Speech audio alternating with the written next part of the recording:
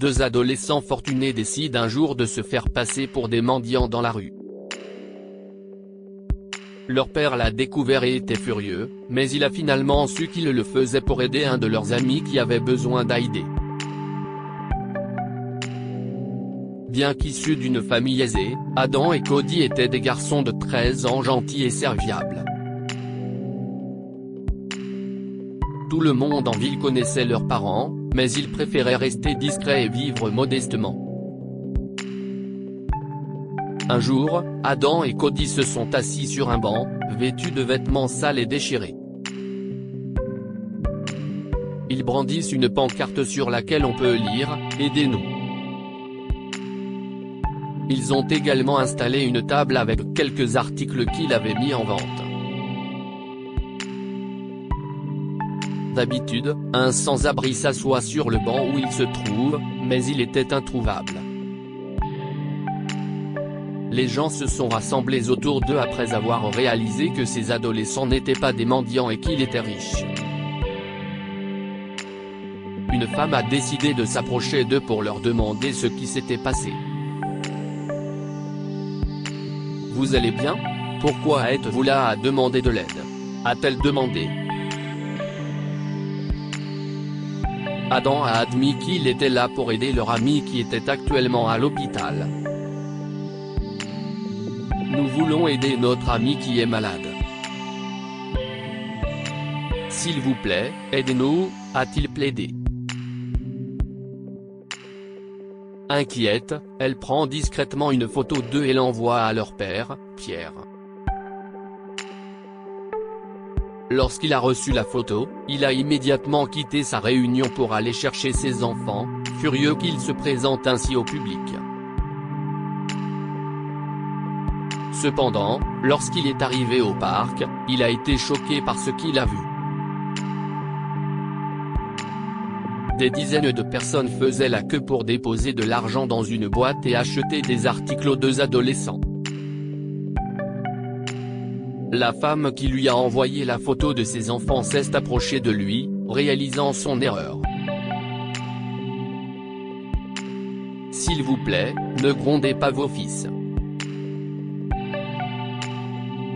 Ils ont un cœur si bon et nous avons besoin de plus de gens comme eux sur Terre. » Il fit un signe de tête à la femme et s'approcha immédiatement d'eux.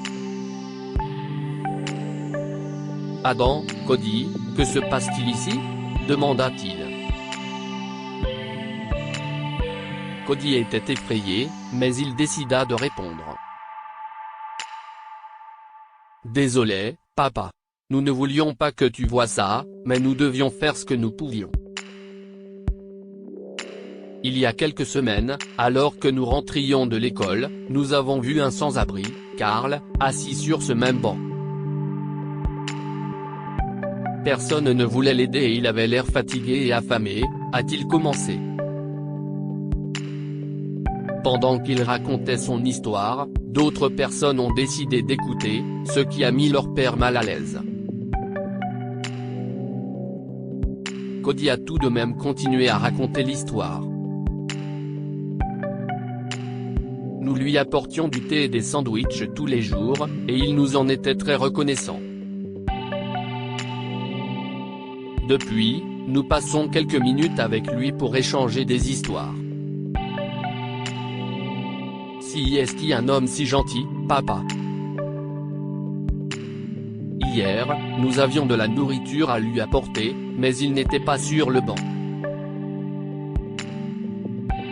Nous avons marché jusqu'à la cabane abandonnée dans laquelle il vit, et il était si malade. Nous avons appelé l'ambulance et depuis, il est confiné, a-t-il expliqué. Pierre a été choqué par la gentillesse de ses enfants. Il était si fier qu'il voulut les aider dans leur cause.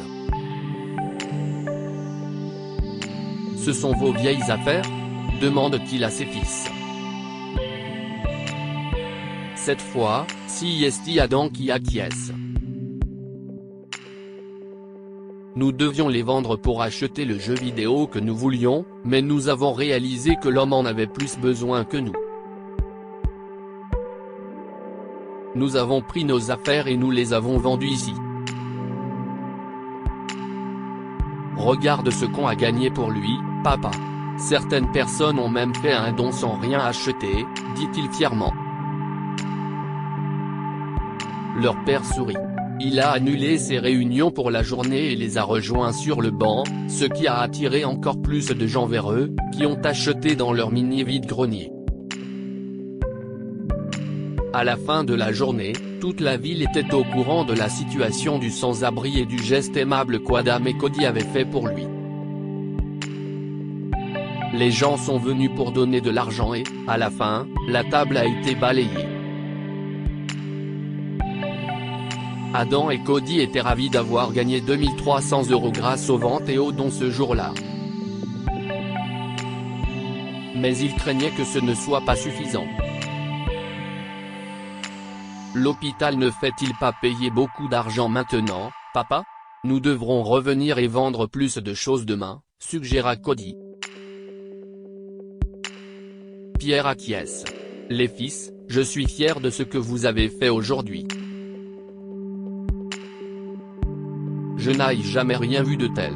Votre gentillesse m'inspire beaucoup, et je serai heureux de payer la facture d'hôpital de votre ami. L'argent que vous avez gagné, vous pouvez choisir de l'utiliser pour vous-même ou de le lui donner pour qu'il puisse repartir à zéro après sa sortie de l'hôpital. Adam et Cody sursautent et sautent de joie. Ils ont embrassé leur père et l'ont te remercié pour sa gentillesse. Ce soir-là, ils sont allés à l'hôpital rendre visite à leur ami Carl. Pendant que Pierre payait la note, Adam et Cody ont remis à Carl l'enveloppe contenant l'argent qu'il avait collecté. Nous sommes allés à ton banc aujourd'hui et nous avons vendu quelques objets pour que tu puisses avoir de l'argent pour toi quand tu sortiras d'ici. Notre père s'est déjà occupé de ta facture d'hôpital, lui dit Cody. Comment ça? Pourquoi avez-vous vendu des choses pour moi? Vous devriez garder l'argent pour vous. Ne vous inquiétez pas pour moi, dit Carl en refusant de prendre l'enveloppe. Nous insistons. Nous avons d'abord collecté de l'argent pour payer les factures, mais notre père a voulu payer. Ce n'est rien, Carl. Nous sommes simplement heureux que tu ailles bien, lui dit Adam en faisant glisser l'enveloppe vers lui. Carl ne peut s'empêcher de pleurer. Il n'avait jamais connu autant de gentillesse, surtout de la part d'inconnus qu'il venait de rencontrer dans la rue.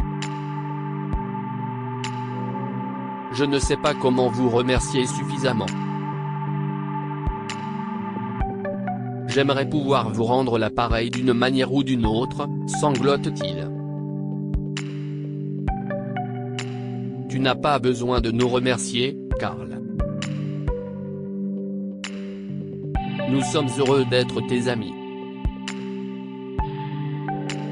Les deux garçons le serrèrent dans leurs bras alors qu'il se levait de son lit d'hôpital.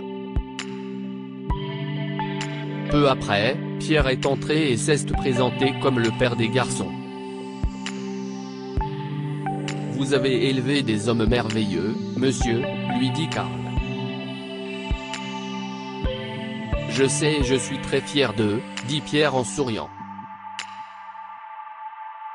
Carl et lui ont échangé des histoires pendant quelques minutes, jusqu'à ce que Pierre décide d'étendre son aide encore plus loin.